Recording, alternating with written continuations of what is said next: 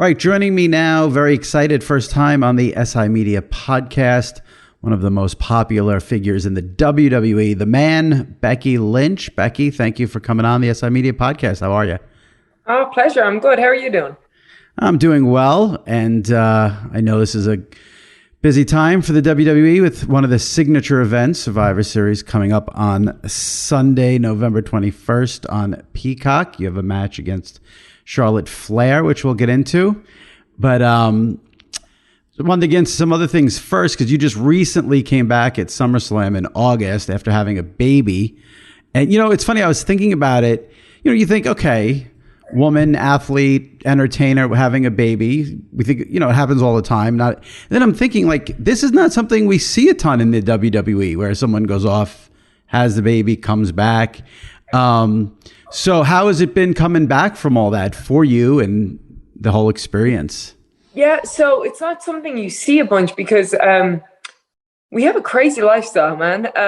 We're on the road 52 weeks a year, and so that's not usually the most conducive life to be raising a family when both of you are doing it.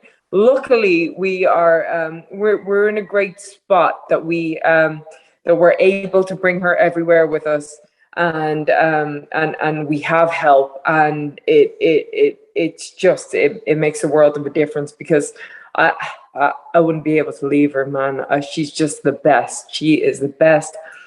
God bless her. We bring her everywhere, and she's a trooper. And we're probably a little bit insane, She's already been to the UK twice. She's been to Saudi Arabia. And she takes it all in her stride, and she's just a little angel. So it's very fulfilling. It's very fulfilling being able to balance the two. It's all the loves of my life in one space. I've got my husband, I've got my baby, and I've got the thing that I love to do more than anything. So I'm very blessed, very privileged that I'm able to do this. It's so funny you said that, because I have a niece, a 16-year-old niece, Lena, who's a huge Becky Lynch fan. And I told her I was interviewing you. I will, thank you. I told her I was interviewing her, and I'm like, you have any questions? And she said, ask her if she's in the ring wrestling, if Seth is watching the baby backstage, and if Seth is wrestling. And I said, I'm sure they have some help, but I'll ask the question anyway. So how is it working with a baby backstage at Raw and the tapings and the live events? Yeah, we do have help. But there's been some weeks when we didn't, and so sometimes it is like that, where we're pulling double duty. But like I said, she's great, and I think she cheers up everybody in the locker room too. She walks around just smiling at everybody, waving, and so oftentimes it is a little pass back and forth. That's funny. So before you left and went on hiatus and had your baby, I mean, there are few times, in WWE history where a superstar has that level of fame that gets kind of insane with the fans. I mean, we've seen it with The Rock. We've seen it with, Daniel Bryan during the Yes Movement. And you had that. You were, there's red hot and then there's white hot. You were white hot. What was that whole experience like when that because it sort of evolved. It's always kind of organic, unplanned. It does seem like when it happens, you transformed into the man. What was that whole experience like when you had that white hat period there? Yeah, it was great, but at the same time, it wasn't anything different. If that makes any sense, and I'll try to explain what I mean. In terms of, because this moves so quickly, and you're always just working, and because you're done with, say, SummerSlam and you're on to Extreme Rules, and you're done with WrestleMania, but you have to get up and do media the next morning, and then you have to do Raw that night, and then and then you're on to making towns, and then you've got tours, and so I guess you never really, or at least I never really, sat back and thought about, oh, I'm a so great, or look at how wonderful this is all going. It was cool, and I knew that it was happening. But at the same time, you're always like, okay, but what else can I do? How can I make this? How can I keep this rolling? How can I make this better? What's the next story? What's the next thing? What's the next count? How do I how do I make this all work? And so I don't think you're ever really sitting back going, oh, that's it, I've made it, I'm done, I'm good now. Because we're constantly, there's always content, and there's always people tuning in and looking for the next thing, and we're always looking for the next thing and the next big thing. And it's so easy to be on top one day and down at the bottom the next, and you never want to let that happen. So you're always thinking, always grinding, always working. And then when you did have to leave, I mean, I hate to even use the word bittersweet, because obviously what you went off to do is going to be the most important thing you ever do in your life. But it is that work-career balance where your work was thriving in this unbelievable way, and then you have to take this break. Well, let me ask you this first. So tell me about when you had to leave for a little bit, what that was like. And when you left, did you think you'd be back? Like, I feel like you're back quickly. Maybe I'm reading it wrong, but did you think you'd be back this quickly? Did you think 100% I'd be back? What was the plan when you did leave? So there was always that little doubt, and not because I didn't want to come back, but that doubt of, I don't know what I'm going to be like as a mother. I don't know what that feeling is. I don't know what that attachment is. And so you can't ever make any guarantees in life in general. And so when you essentially, death to single Becky, what is mom Becky like? How am I going to be? What are my priorities going to be? But so much of me is wrapped up in wrestling, and it is a little part of me. It's part of my soul, it sets me on fire. And so most of me felt like, of course I'm going to come back. But there was that little bit of unknown of what I'm going to want to do, how I'm going to feel, and maybe I'll be a different person. I don't know how this is going to affect me. So realistically, I kept all options open. But after about 2 months, I was like, okay, I gotta get going. I gotta go. I gotta move. And so I thought I was going to be back actually a lot sooner, and I was ready to come back sooner. But everything worked out the way it did. And then, of course, you come back at SummerSlam in August. The place goes absolutely apeshit when you return. But then it seems like the majority of fans were not happy with what happened. Was that... Well, let me ask you this. First, tell me what that was like when you first came through the curtain at SummerSlam, when you came back. Oh, it was amazing, man. Because, I wasn't posting very much. I wasn't, I tried to stay as much out of the spotlight as I could. I denied a lot of opportunities because... honestly, I just wanted that pop, You got it. But there's also that doubt, of, but what if they forget about me? What if we have a whole new set of fans when I go out there and they're like, who's this? But that didn't happen. So then you go in, you beat Bianca Belair in 26 seconds, which, I mean, this is going to go off on a little bit tangent, but one of the things you've always done, which has made Becky Lynch, the character and the person, so great, is you use social media in a way that few others do. And I love that so the majority of fans seemed very irate that you beat her in 26 seconds. So I love now in your Twitter bio, you have the line, beat your favorite in 26 seconds. Brilliant use of your Twitter bio there. When did you first realize... Everyone was thrilled that you were back, but they're not happy with how this is going. Was it after or was it during? When did that all come down for you? No. So that was the plan, right? Was that it's going to be maybe it's going to be hard to bring back a new mother, and they wanted me in this heel role. So somebody who was loved by the fans, somebody who was made by the fans. And how do you make them hate her? Well, you make them rob somebody who is undeniably awesome. And so it's one thing if we had a knockout, drag-out match where we both look good, but it's another thing to catch somebody off guard and they weren't ready, and they're a bit disorientated, and they didn't expect it. And so I guess the plan was this is the best way to, one, make them not like me, or to start that process, and two, to to make them feel like Bianca was robbed. We want Bianca to win now. We want her to get her title back. And so sometimes you got to play the long game with that, because undoubtedly we've got something incredible in Bianca Belair. No. When did you make that your Twitter bio though? Because that's pretty brilliant. Like right pretty after? soon after, I think. Yeah. Pretty soon after, yeah. That was good. It seems like whenever, I mean, I've had a ton of WWE superstars on the podcast, and I will often ask, do you prefer being a heel or a face? And everyone always seems to say heel. Do you have a preference? God, I feel like I'm just so in the beginning stages, right? And so I really like wrestling as a heel.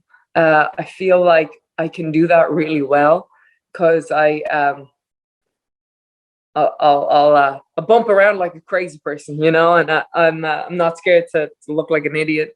And but I think when it comes to my promo process, a lot of the time, being a baby face is better because I know this is what I feel so strongly about, and this is the truth, and this is what I feel is right, and so when you're a heel, you also have to tell the truth, but in a different way, because everyone's the hero of their own story. Everyone's the hero of their own story.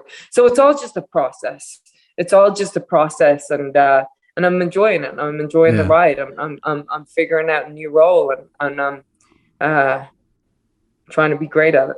I saw a great video of you. I think it was from last week. You guys were in England, and you took the mic like in the middle of the match and said, you know, you thought you were going to Ireland and you're so disappointed because obviously this place isn't as good. I mean, that's got to be such fun stuff to do as the heel. Such fun. Yeah. The routing people, they got it all wrong. They messed it up. The whole tour, I thought I was going one place, I was going another place. It was all very disappointing. Yeah. So now you come back, and now we've got Survivor Series on Sunday, November 21st, 8 p.m., obviously on Peacock, where the WWE Network is, and you'll be facing Charlotte Flair in that match, which everyone is looking forward to. Now, there were reports, you know, with WWE, you always have to, figure out what's true, not true, but there were all these reports that there was quote unquote real life heat and a backstage issue after SmackDown recently where you were supposed to trade belts because you went from SmackDown to Raw, she went from Raw to SmackDown, and she dropped the belt. I'm going to assume those are true. If they're not, you can tell me they're not. But assuming they're true, will you guys play into that at all leading up to this match, or because it was a thing, you want to leave it alone? Give me some juice on what happened backstage. I don't know, man. We don't talk anymore. We don't talk. So all I'll say is the locker room needs a hero sometimes, and sometimes somebody's got to be a hero. And I'm all right being that hero. That's what I'll say on that matter. Okay. So if you do have quote unquote real life heat with someone or issues with someone, away from the ring, and then you do have to have a match, does that make things more difficult? Oh, 100% more difficult. Yeah. And that was, and that's the thing, when you've got two people that are wanting to work together to make magic, then you make magic. And sometimes when there's hostility, when you can't trust the person, then you never know what's going to happen. And you always have to be on guard, and you have to, it's like a game of chess. You have to be thinking 2 steps, 3 steps, 4 steps ahead. What are they going to do? How am I going to handle it if they do this, if they do that, if whatever. So this business is built on trust. It's built on working together, and that's the art of it. That's the beauty of it. If I make you look good, you make me look good. This is what it is. It's an art. It is a beautiful art. It is an art that I love more than anything. And if people don't know how to make that art, then it becomes difficult. It becomes tricky, and you never really get the full potential. But there's intrigue there too, because we never know. What was this meant to happen? Was that not meant to happen? What's going to go down? So there's interest in both ways. One way, it's the beautiful, pure art of pro wrestling. The other way, it's a bit of a shit show. So we'll see what happens. So do you trust Charlotte Flair? Are things difficult right now with Charlotte Flair? Yes. Okay. Were you guys friends and no longer friends, or were you never friends? Oh, we used to be best friends. Oh, okay. Yeah. That sounds, yeah. It's funny just talking about this. You guys were friends, not friends. We've touched on, obviously, you're married to Seth Rollins. Was there any trepidation about getting married to a coworker? Because it has nothing to do with wrestling. I mean, I think no matter what you do, and this leads into something where I want to read something Seth said about you, but it's a lot of time to spend together. So I'm just wondering if there was ever there was absolutely no trepidation about getting married.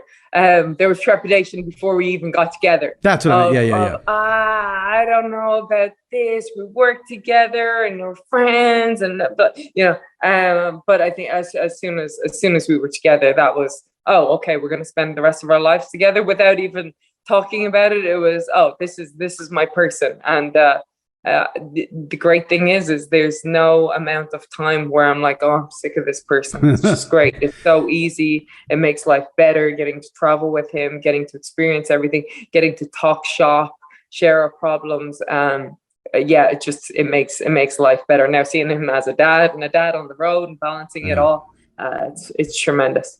Do you guys ever have to say to each other, like, okay, let's do like 1 hour where we don't talk about wrestling, or one day where we don't talk about wrestling? No. I mean, because we both love it. We both love talking about it. So it's not really a chore. I think no, and we've just got so many other things to talk about that I don't think we ever have to be like, let's not talk about this, or let's talk about this. We just talk, and it's easy. Gotcha. So I'm a big Seth Rollins fan. I've interviewed him. He's been on this podcast 2 or 3 times, and he's always great. And one thing he does, which shocks me, is like he will respond if I message him on Instagram. It's like, why is he responding to me? I'm a nobody. But it's funny that he responds, because I love the drip. You guys this week really outdid yourself. We'll get into that, because this week was just ridiculous. And I mean that in a good way. But I interviewed Seth at the beginning of the pandemic. It was in March or April of 2020.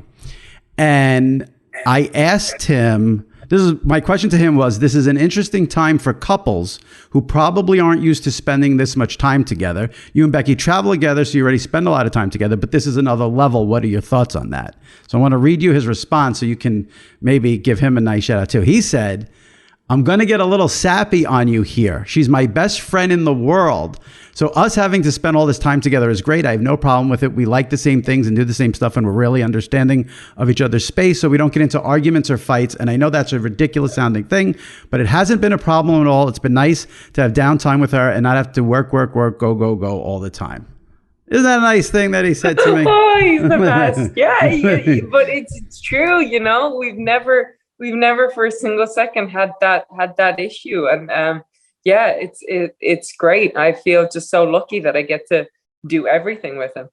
Because I mean, I don't know if people can remember back then, but like when the pandemic first started in February, March, April, and everyone was just trapped inside, it was like, oh my, like that was intense. Remember when we thought it was going to be 3 weeks, and we were like, 3 weeks of this? What?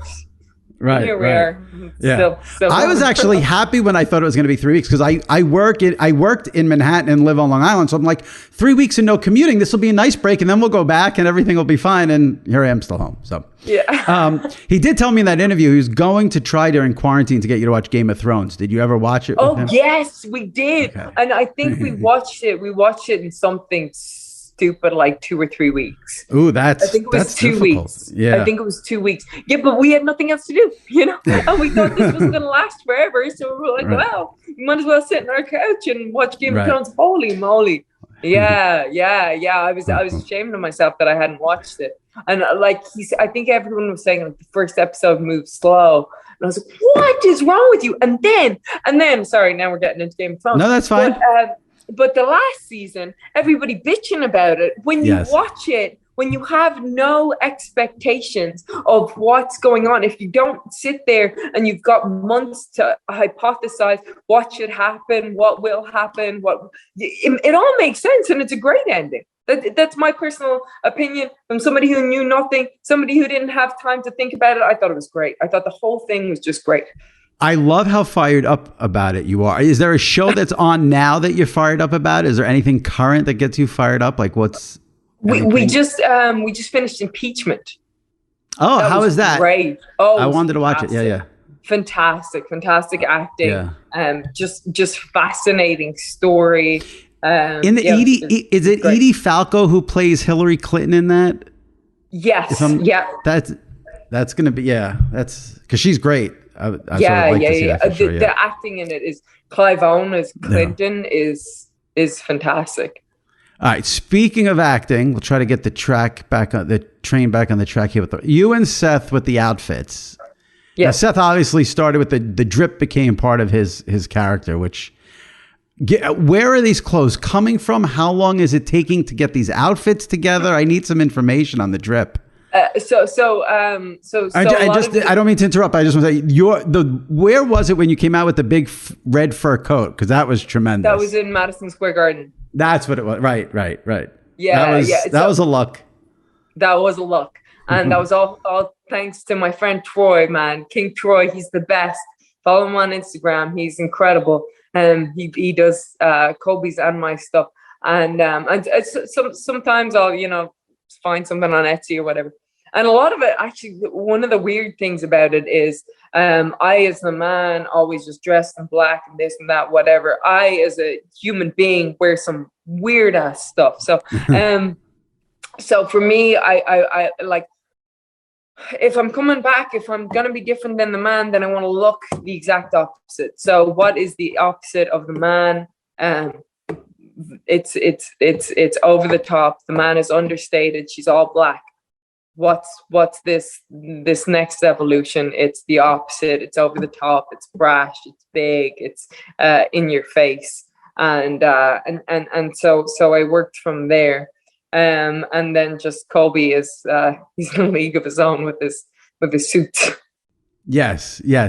I love that you're calling him Colby. People are probably like, who's that? Sorry, Seth. Yes. No, that's all right. I've told this story before. I had Seth on when Dean Ambrose left WWE, and we kept and at the time Seth was defending WWE, and we kept calling him Dean Ambrose, and people thought like Seth and I had planned this out, and it was like some sort of like work because we weren't referring to him as John Moxley. So like when someone drops I always like to clarify the real name from the wrestling name, because people then accuse you of like, doing something weird.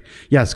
So have you, now I would imagine with you and Seth, there's no such thing as too much when it comes to the drip, but have you ever said to him like, that's too much, or maybe let's not, because it seems like the more outrageous, the better. No. It's always like, that's great. That's great. That's ridiculous. It's great.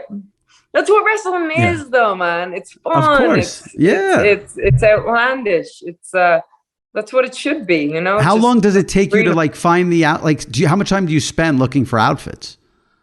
Honest God, not that much. Not that much time. Yeah. Either Troy, like I said, Troy will do it.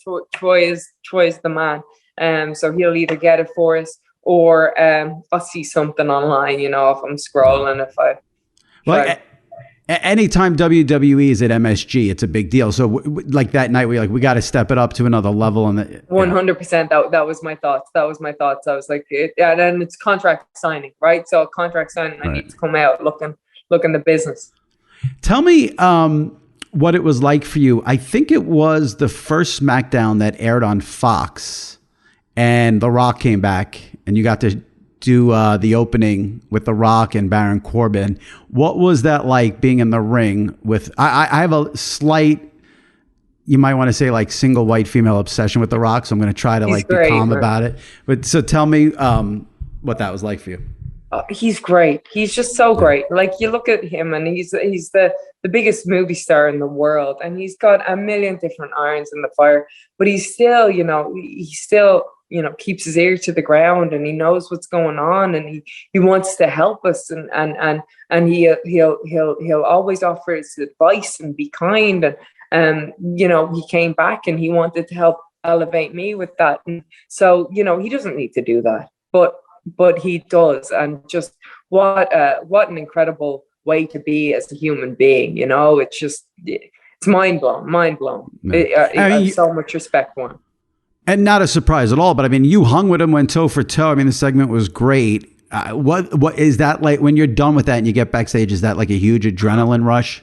Well, I had to go to have a match after that, Oh, okay. but like after you're just standing there shaking, going, "Holy crap, what just happened?" And like the crowd, it's electrifying, when he comes out. Yeah. So, being able to witness all of that and stand in it and experience it, and you go, "Oh, I want this every time." Right. So for you, like we mentioned, we have Survivor Series. There's a huge WrestleMania next year, WrestleMania 38 in Dallas, Texas, Jerry World over 2 nights. Tickets go on sale actually this Friday through SeatGeek.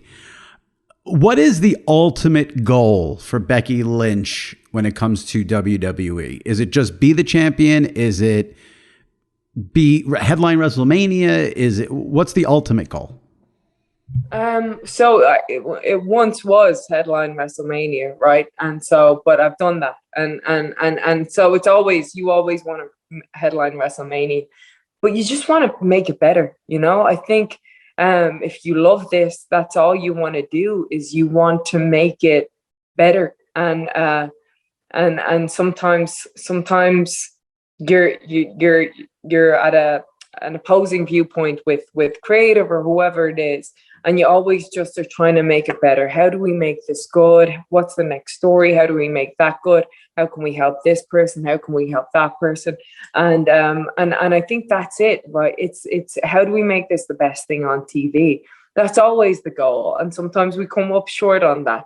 But this is our art. This is what we love. We love it more than anything. And we just want it to be good. And we want other people to love it as much as we do. And so we go out there and we put our hearts and our souls and every little bit of us into making whatever it is. And sometimes it's not great, but we're trying and we do whatever we can. Just how do we make this as good as we possibly can? How do we make people care? And how do we make the next generation even better? How do we make the magic that we all grew up loving?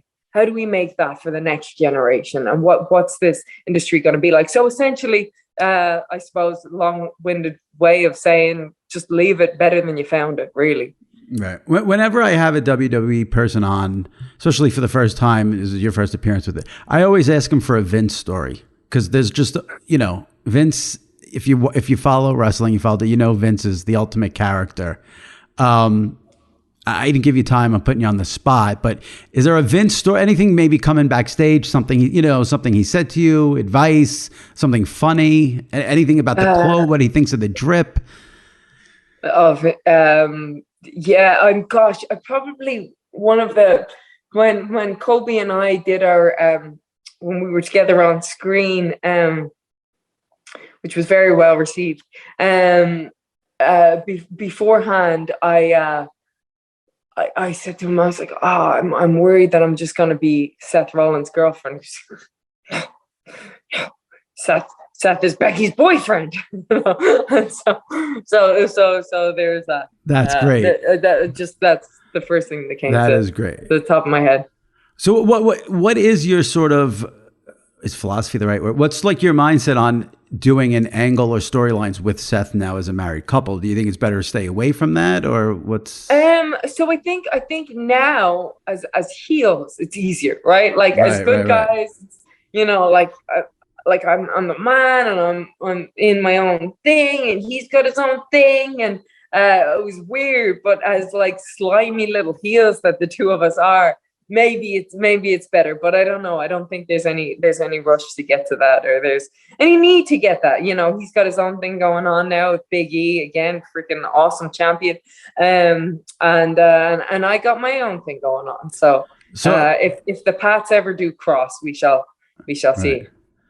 Now, obviously, it's a little early to worry about this, but if mommy and daddy are WWE superstars, what happens when your daughter comes to you and says she wants to be a WWE superstar?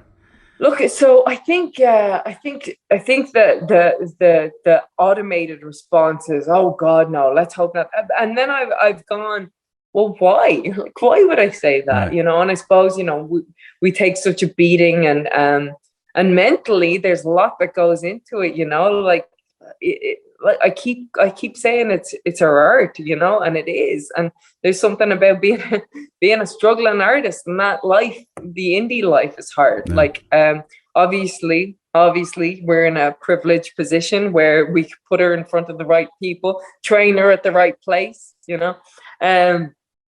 But it's given us such a good life, and we love it.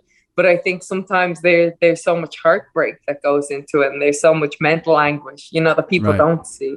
There's so also much a wear and people tear. don't see, you know. Yeah, a lot of wear and tear, just the lifestyle, just the traveling. Yeah. But at the end of the day, I love it, and it's given me a life that I honestly couldn't have dreamt of. You know, I've got my husband, I've got the thing that I love the most, and now I've got this amazing little baby. So, so if she wants to do it, I'll let her do it, whatever she wants to do. Last thing before we wrap, I know I got to let you go, but you mentioned creative a minute ago, and it just came to me in my head. I had Roman on a couple of months. I had Roman on after he did that promo where he said John Cena was like the missionary position. And I asked him if he gotten any, because they cut it out of the YouTube or whatever. And he told me he's unscripted when he does promos. What about you? So I am given a lot of freedom, and then sometimes told you have to say this. So, so there's a lot of freedom, and then there's sometimes lines where I have to say them whether I like it or not. So, but you know, you just try and make it work. But for the most part, I'm sitting down and I'm thinking about it and writing up what I want to say. So we've got Survivor Series, November 21st, 8:00 on Peacock. Becky against Charlotte Flair. She's already made her feeling. So will we see a promo here that maybe on SmackDown this Friday where you have a lot of freedom and there's going to be some interesting things said about Miss Flair? I haven't been told that I'm going to SmackDown, which of course. You're on Raw. That's right. You're on Raw. I'm so used to SmackDown. You're on Raw. My bad. So on Raw. On Raw on Monday, I should say. Perhaps, but also I just got a new number one contender in Liv Morgan, and honestly, I'd rather address her. She's my number one contender. I haven't really faced her years ago, but she was in a different position now. I was in a different position then, and so I think my attention might be drawn to her, somebody who's worth my attention, you know. Love it. All right. Well, I appreciate you coming on. Good luck at Survivor Series, and best of luck with the baby. Tell Seth I said hello, and hopefully we'll do this again down the road. Awesome. Thank you so much. Thanks.